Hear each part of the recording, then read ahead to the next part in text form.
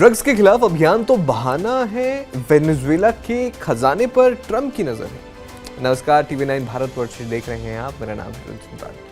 अमेरिकी राष्ट्रपति Donald Trump ने हाल ही में वेनेजुएला पर बड़ा सैन्य अभियान चलाया। इस ऑपरेशन में वेनेजुएला के राष्ट्रपति निकोलस मादुरो को गिरफ्तार कर अमेरिका ले जाया गया। ट्रंप ने प्रेस कॉन्फ्रेंस में इसे दूसरे विश्व युद्ध के बाद सबसे बड़ा हमला बताया और खुले तौर पर कहा कि अमेरिकी कंपनियां वेनेजुएला के तेल क्षेत्रों में अरबों डॉलर निवेश करेंगी। ये पुरानी टूटी हुई तेल इंफ्रास्ट्रक्चर को ठीक करेंगी और देश से बहुत ज्यादा धन निकालेंगी। ट्रंप ने बार बार तेल का जिक्र किया, लेकिन ड्रग्स की बात कम ही की।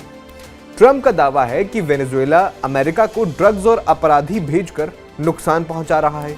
उन्होंने मादुरो पर नार्को टेररिज्म के आरोप लगाए और कहा कि ये अभियान ड्रग्स के खिलाफ लड़ाई है।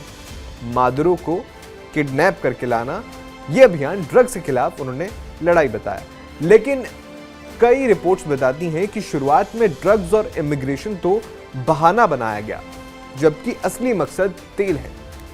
वेनेजुएला के पास दुनिया के सबसे बड़े तेल भंडार हैं, यानी करीब 303 अरब बैरल। ट्रंप ने खुद कहा कि अमेरिका इस तेल को वापस लेगा क्योंकि वेनेजुएला ने इसे चुराया है।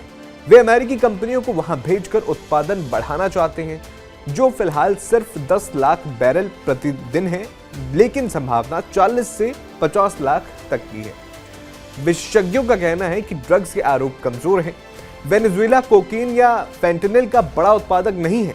ज्यादातर ड्रग्स वहां से गुजरते हैं और यूरोप जाते हैं। अमेरिकी इंटेलिजेंस एजेंसियां भी कहती हैं कि मादुरो का गैंग से सीधा कंट्रोल नहीं है। कई मीडिया रिपोर्ट्स जैसे कि द गार्जियन, न्यूयॉर्क टाइम्स में लिखा है कि ट्रंप का फोकस हमेशा से तेल पर रहा है। हालांकि उन्होंने खुद भी ऐसे आरोपों से इनकार किया है। ट्रंप ने उन्होंने पहले भी कहा था, वैसे तो अगर वे पहले सत्ता में होते तो वेनेजुएला का तेल ले लेते, लेकिन जो ताज़ा आरोप है उसका उन्होंने खंडन किया है। आपको बता दें कि वैसे वो खुले तौर पर अमेरिकी कंपनियों को वहां निवेश करने को कह रहे हैं और ये भी कह रहे हैं कि ये अभियान अमेरिका को कुछ नहीं खर्च आएगा, क्योंकि तेल से पैसा आएगा। अब यहाँ दोनों बातें एकदम उलट हो जाती हैं। ये मामला इराक युद्ध की याद दिलाता है, जहां हथियारों का बहाना बनाकर तेल पर कब्जा करने की कोशिश हुई थी। तभी अमेरिका की काफ़ी आलोचना हुई थी। वेनेजुएला भी ड्रग्स को बहाना बताकर तेल पर नज़र का मामला लगता है। ट्रंप ने कहा कि अमेरिका फिलहाल वेनेजुएला को चलाएगा जब तक सुरक्षित ट्रांजिशन नहीं हो जाता, यानी सत्ता परिवर्तन, सत्ता में बदलाव, सत्ता का हस्तांतरण नहीं हो जाता।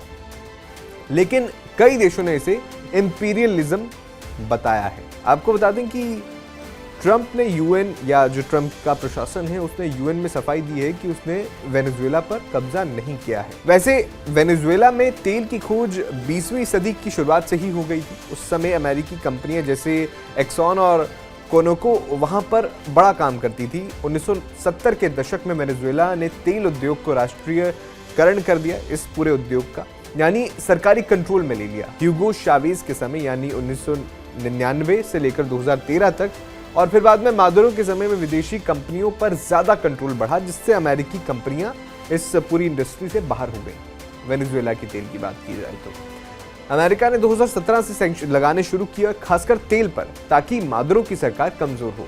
ट्रंप के पहले टर्म में भी यही नीति थी। अब दूसरे टर्म में यह अभियान और आगे बढ़ाया गया। वेनेजुएला का तेल हैवी क्रूड है, जो दुनिया में सबसे बड़ा रिजर्व है, लेकिन उत्पादन घट गया है क्योंकि सैंक्शंस और मिसमैनेजमेंट इसकी बड़ी वजह है। ट्रंप इसे अमेरिकी कंपनियों के लिए मौका मान रहे हैं। आपको क्या लगता है, क्या ये जो ट्रंप की लड़ाई है ये नार्को टेररिज्म के खिलाफ थी, या फिर असली जो मकसद था वो तेल और वेनेजुएला के उसके संसाधनों पर कंट्रोल का ये पूरा मामला आप समझते हैं? हमें कमेंट बॉक्स में ज़रूर बताइएगा।